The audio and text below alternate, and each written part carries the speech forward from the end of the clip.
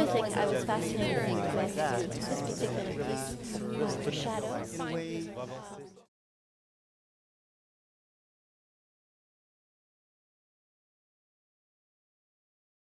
Australia is one of the great places in the world where circus arts is just exploding. Talk a little bit about the scene that's over there.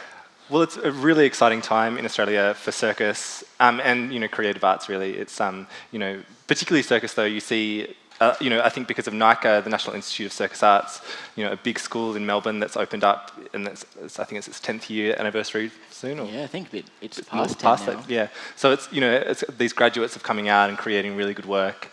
And creating their own collectives, and I think some of the major companies like Circa are really pushing physicality and pushing fusion of different art forms, and theatrical sort of elements into their shows. So it's really, really vibrant at the moment. I think one of the great things, Libby, is how the audience feels like they're directly involved in these programs. And I just wonder, is that a question that you're always asking yourselves? What can we do with the audience? One of the incredible things that I believe that circus work does is it really breaks the fourth wall, to use that theatre term. That's often when you're watching a ballet or contemporary dance, there's no you don't get that same kind of reaching out. I'm making eye contact with you, and there's permission to do that. And there's also that gives permission for the audience to also feel like you can gasp and be heard. And it's a beautiful thing that just rolls and builds. Mm-hmm. And you hear an audience that may not necessarily be used to seeing circus become more and more comfortable and warm up to that. and you hear the gasps build. And I was sitting in the audience tonight, and it's a beautiful thing. Absolutely. You hear the breathless quality in the audience, and it is, in a sense, that sigh of relief when a difficult act is over or done successfully. But that tension, that pliability that exists in the human body is something that must be very much part of the training. Yeah. We work together a lot, and one of the things I like about circus work is it allows us to be human on stage, and I think that's where a lot of that feeling comes from, is that we can just be us, and we have the freedom within the choreography to react and just be human. And this is a dangerous business in some respects. I mean, that loss of concentration can go in an instant. How do you develop that, and how do you build on that? Well, it's a very important thing that we train very hard to kind of minimize risk.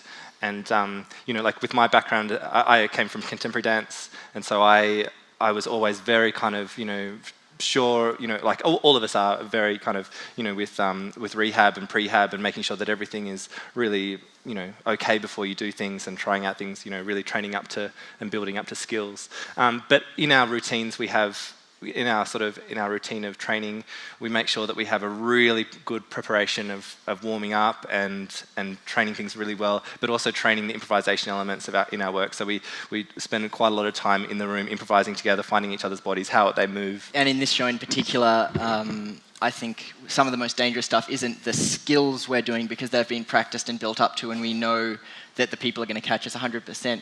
What we've found is most dangerous with this show is the sweat factor on the floor, because that's the unpredictableness, is that if someone's rolled somewhere and they've left a trail, this floor gets very slippery. It dries quite quickly, but if you step in that at the wrong moment, it like as you're going to catch someone or as you're taking off for a tumble. And so we've had to start planning, like, all right, I won't roll here, I'll roll over my knees instead, or I'll walk, and that's because when we're doing the tricks, we can make that safe. Which creates a great environment of limitation with our movements. So then we find what can you just do on your knees rather than using your back, and rather than so we work a lot with limitations. And it's kind of like an existential risk. It's that leap of faith, right, that you're doing.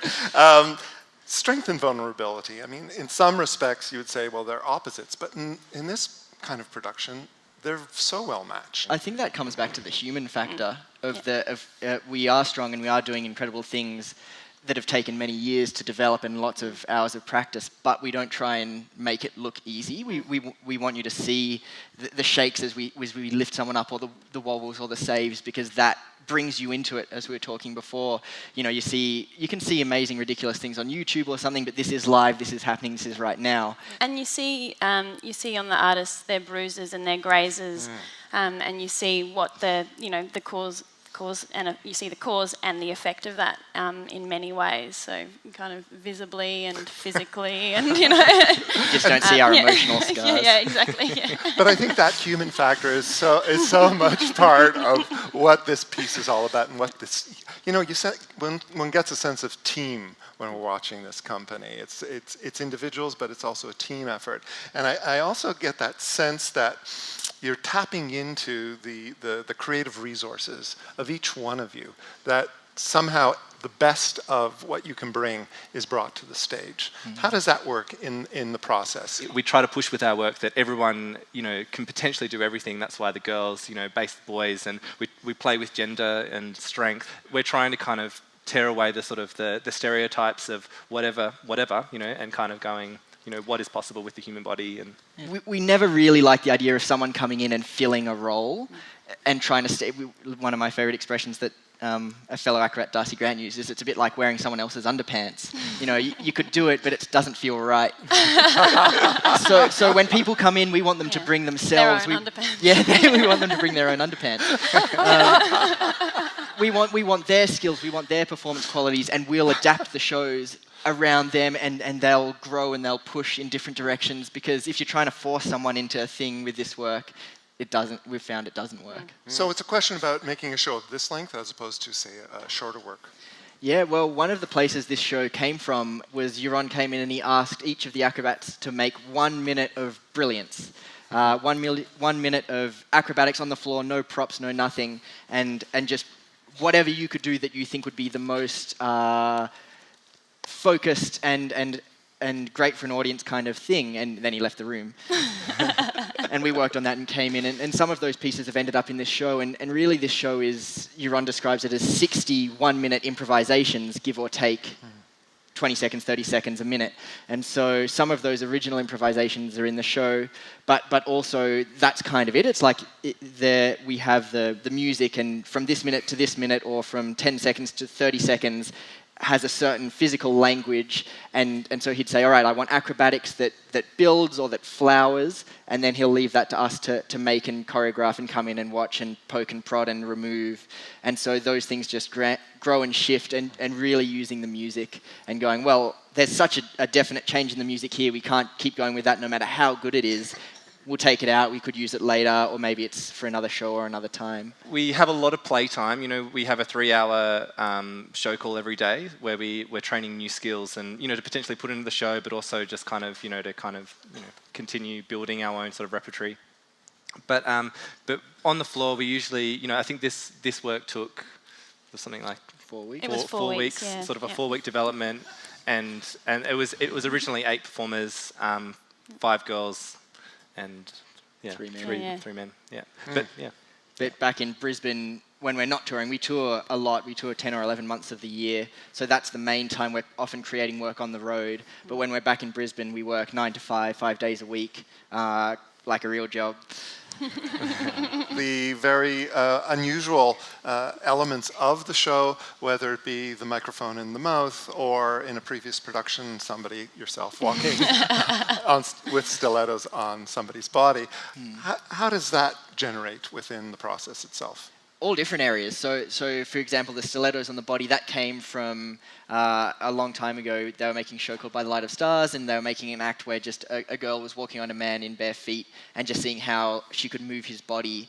And then, strangely enough, the man said, "What if you did it in high heels?" And immediately regretted that decision. And everyone said, yeah. And so that one came from the performers. But things like being attached to the mouth, that could just be...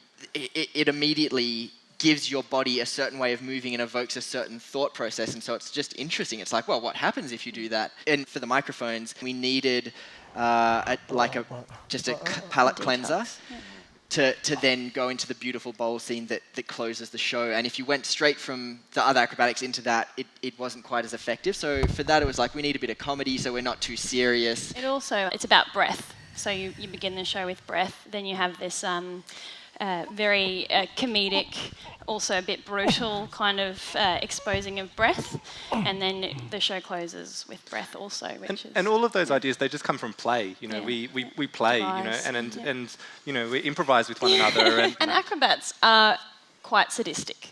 They're always looking for a more extreme way of doing something. So, you know, and that might be, yeah, maybe I can do this and Maybe make it more someone can painful. pick me up by my mouth. But you love it, you know. It's, Well, that's all part of pushing boundaries that we were talking about right at the beginning. So the question is whether this performance changes at all within a week's run like this one here at the Pillow. You've seen 3 in a row. I have seen 3 in a row. Yeah. All of Circa's work is alive. So the structure of the show remains the same, but the detail within the show, because of the improvisational structures that build it, mean that every night you will see something new and incredible and beautiful.